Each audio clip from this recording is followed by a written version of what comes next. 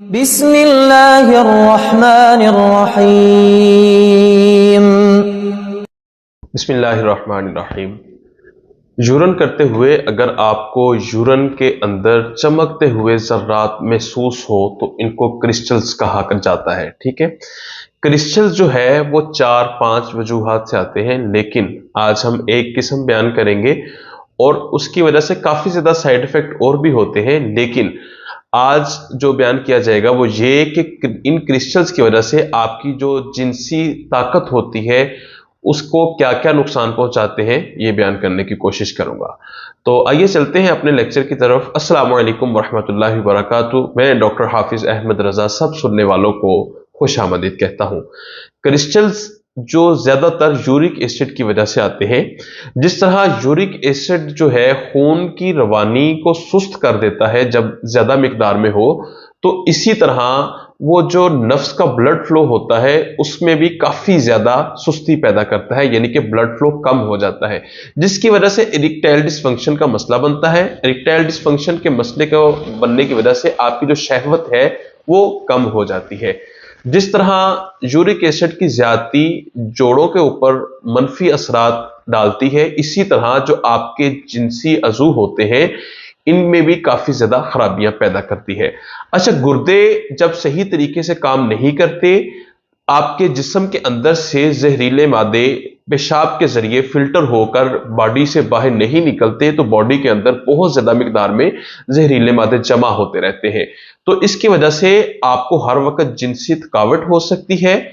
आपके जो हार्मोन्स है ये खराब हो सकते हैं, यानी कि इनका बैलेंस खराब हो सकता है, और इसी तरह जो आपकी जिनसी ताकत है ये भी कम हो सकती है। और इसके अलावा जब पेशाब के इन्फेक्शंस या क्रिस्टल्स, इनकी वजह से आपका जो असाबी निजाम होता है ये भी काफी ज्यादा खराब होता है। इसी वजह से जो आपकी जिनसी कारकर्दगी है ये काफी ज्यादा मुतासर होती है, और जो आपकी जिनसी ख्वाहिश है ये भी काफी ज्यादा कम हो जाती है।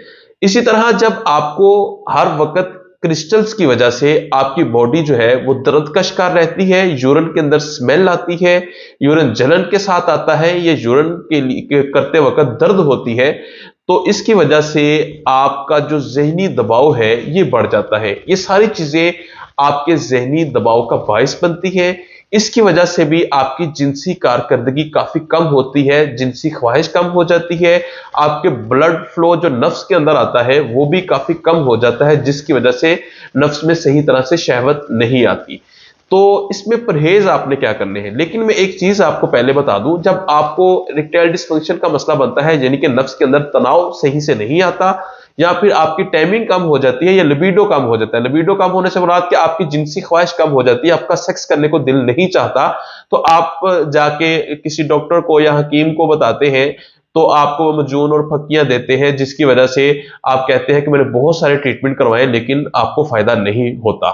ठीक है, सारे पेशेंट आके ज्यादातर यही कंप्लेन करते हैं। तो वो क्यों फायदा नहीं होता? जब तक आप अपनी सिम्टम्स यानी कि अलामात के मुताबिक ट्रीटमेंट नहीं करवाते, आपको खातर खा फायदा नहीं होता। अगर आपको अलामात के मुताबिक ट्रीटमेंट दिया जाए, जिस वजह से आपको जिनसी ख्वाहिश में कमी हो रही है या जितने जिस्मानी अमराज हैं वो पैदा हो रहे हैं, अलामात लेके उन अलामात को खत्म किया जाए, उस चीज की मेडिसिन दी जाए, तो आप चुटकियों में ठीक हो सकते हैं।